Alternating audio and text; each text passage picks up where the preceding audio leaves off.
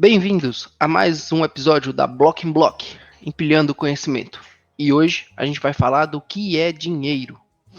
Se você está escutando isso aqui por Spotify ou alguma coisa assim, temos um vídeo no YouTube com algumas apresentações, tá? E aí, para começar, temos uma reflexão. O dinheiro é a única ficção que todos acreditam. Tem gente que crê em Deus, Estado, nação, mas todos acreditam em dinheiro. Quem disse isso foi o Yuval Harari, autor de um dos best-sellers do mundo. Colocamos essa frase porque ela vai retratar um pouco do que é o dinheiro ou por que ele é importante. No final do episódio você vai entender. Para começar, a gente vai trazer aqui uma teoria. A teoria do problema das coincidências do desejo. Isso. Para a gente entender um pouquinho mais sobre a teoria da coincidência do desejo, a gente tem que entender inicialmente aquele conceito que a gente viu lá no início da escola do que era o escambo. Quando uma pessoa ela tinha um produto e outra pessoa tem um produto, para a gente intermediar essa troca é muito complicado. Por quê? Tem que coincidir exatamente do que eu tenho a outra pessoa querer em troca do objeto que ela tem que eu desejo. Então, fica um pouco complicado. Vamos supor ali que eu tenha um copo e o Luiz ele tem uma garrafa. Tem que coincidir exatamente o Luiz querer esse copo e eu querer essa garrafa para haver a troca e a gente chegar num acordo que os dois têm o mesmo valor, que a garrafa dele não vale dois copos e eu tenha um. Então, isso aí traz uma complexidade muito grande nos sistemas de troca. Esse aí seria o problema de coincidências dos desejos. Então, a gente entra nesse tema que o escambo é muito difícil acontecer, pois ambas as pessoas precisariam ter os bens a serem desejados pelo outro. E não é divisível, é muitas das vezes difícil de carregar.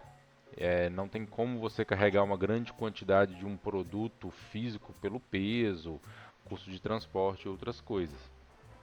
A gente traz essa teoria e esse problema para ilustrar o quanto que o dinheiro é útil hoje e como a gente usa. Porque provavelmente você está ouvindo e falando, pô, mas é muito simples, eu dou o dinheiro para um, pego esse dinheiro e vou no outro lugar e compro. Porque o dinheiro existe hoje. Mas pensa como se não existisse. E como que as pessoas iriam trocar as coisas. E aí se faz necessário ele. Então esse é um dos nossos primeiros conceitos e que a gente vai definir o dinheiro então. Então, a definição do dinheiro segundo a escola austríaca de economia é um meio de troca amplamente aceito, então tem que ser aceito por muitos lugares, que facilite transações, reduz custos de trocas e para ser considerado dinheiro, um material deve atender algumas características, tá? Sim, Principais. A gente vai explicar elas já já. sim, Luiz, mas antes, o que é a escola austríaca que você trouxe? A escola austríaca, ela é uma escola filosófica econômica que surgiu no mundo, não na Áustria, só que dentre os seus fundadores ali e principais pensadores estudiosos dessa linha eram pessoas da Áustria ali, eram estudiosos austríacos, por isso que se chama escola austríaca. Mas tinha gente do mundo inteiro defendendo e colaborando com essa ideia e com essa escola. Ela é muito comum no meio Bitcoin, porque essa filosofia assim da escola austríaca, ela está muito próxima do libertarismo que o Bitcoin prega ou dos conceitos que o Bitcoin traz, tá? E aí essa escola ela tem uma linha de pensamento que enfatiza os poderes das organizações espontâneas e dos mecanismos de preço. O que é a organização espontânea aí? É que as pessoas definam preços, façam trocas, criem dinheiro do jeito que elas quiserem, sem interferência ou ditação de regra de um elemento externo, tá? De uma pessoa ou de um estado. Sim, seria meio que a própria pessoa definir as regras ali daquele intermédio, sem ter um agente externo fazendo essa definição por ela. Uma coisa legal da escola austríaca é que eles defendem o free banking e a emissão de moeda privada. O que é isso? Free banking nós não precisamos do banking, quem quiser criar o seu cria, enfim, não existem umas regras igual é hoje para banking. E a moeda privada eu posso criar a minha, o Breno a dele e a gente começar a emitir. Isso é proibido hoje. Cada estado tem a sua moeda em que ela é a oficial e que todo mundo tem que colocar ali os seus preços, etc, naquela moeda, tá? Então, Isso é uma outra característica. E aí é verdadeiramente o libertarismo. Isso. Seguindo aqui para as características de um material para ele ser considerado dinheiro, a gente vai ter ali a primeira característica é meio de troca. Esse material deve ser amplamente aceito como pagamento por bens e serviços. O segundo ele tem que ter uma unidade de conta. Deve fornecer uma medida comum entre os valores, permitindo a comparação de preço. Sim, a terceira característica, ele deve ser uma reserva de valor, ele deve manter o seu valor ao longo do tempo, permitindo que as pessoas guardem a riqueza através desse material. Ele tem que ter uma divisibilidade, ou seja, facilmente divisível, permitindo unidades menores, e aí assim a gente ter transações de diversos valores.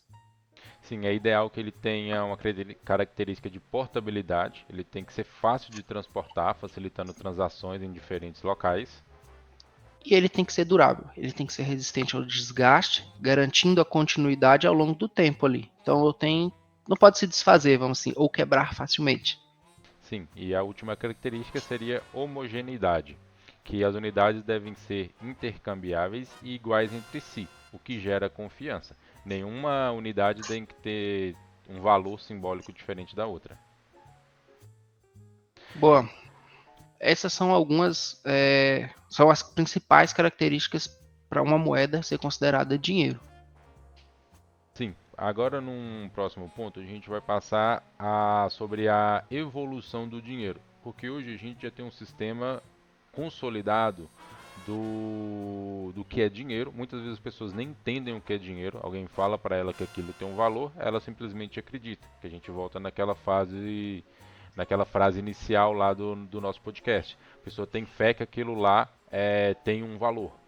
E aí, para a gente entender como que a gente chegou nesse sistema atual, a gente trouxe um pouquinho da evolução do dinheiro, que, segundo a perspectiva austríaca, reflete a crescente complexidade das interpretações econômicas.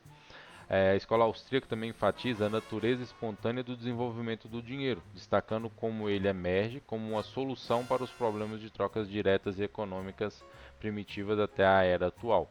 Primeiro meio de troca ele é conhecido como barter, que é as pessoas trocavam bens diretamente, mas exigia uma coincidência de desejos, que é o termo que a gente trouxe lá no início, o que limitava muito as transações. Depois disso, historicamente, passaram a usar mercadorias como dinheiro.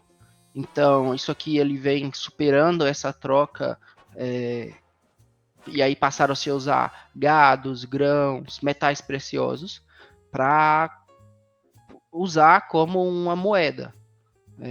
Esses itens eles eram valorizados pelas propriedades que eles tinham e enfim, é, devem ter ouvido bastante história de que lá nos antigos se usava trigo e metais. Sim.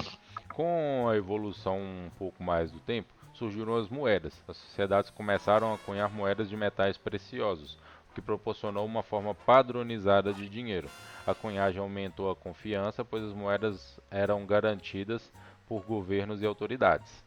A evolução da moeda, ela surgiu com uma evolução de notas promissórias, que é um dinheiro fiduciário, uma moeda ali de papel, onde um banco ou um governo emitia, as pessoas também poderiam emitir, que era uma moeda lastreada em paridade com algum bem.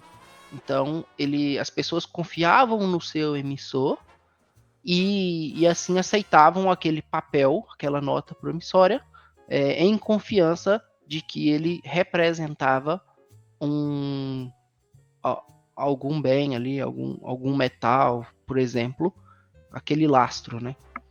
Sim, aí a próxima evolução desse conceito de dinheiro foi o sistema bancário de crédito, que o dinheiro passou a ser criado também através de crédito, expandindo a oferta monetária.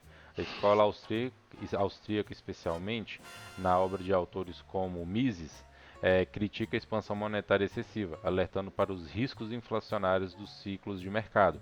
Porque antes, a único mecanismo de aumento de dinheiro no mercado era como o Luiz explicou. Um banco ele tinha uma reserva em algum metal precioso, ele emitia um papel que era lastreado nesse metal e colocava em circulação. Com o sistema bancário de crédito, o dinheiro ele começa a circular em forma de dívida. E aí, com a emissão de dívida também aumenta ali a base de dinheiro circulante. Por último, a gente está caminhando para a evolução atual do dinheiro digital e das criptomoedas. Então, os tempos modernos eles estão surgindo e cada dia a gente deixa de pegar no papel e começa a ter um sistema digital. Então, essa nova fase é a fase que a gente está vivendo e essa tecnologia vai impactar a forma como a gente lida com o dinheiro, entende ele e tem os desafios das nações, das nossas noções tradicionais aqui de dinheiro, tá? Ali, toda essa evolução, a gente tem os primeiros registros de uso de moeda aconteceram na China cerca de 1100 anos antes de Cristo, onde eles cunhavam ali o metal precioso em formato redondo com face de um imperador ou algum outro símbolo que trazia ali a garantia de que aquilo ali tinha algum valor. É isso. Se você for relembrando aí, você vai ver, porra, agora que eu estudei na escola, ouvi um pouco da história, você consegue fazer uma comparação entre todas essas partes históricas até a gente chegar no que a gente tem hoje.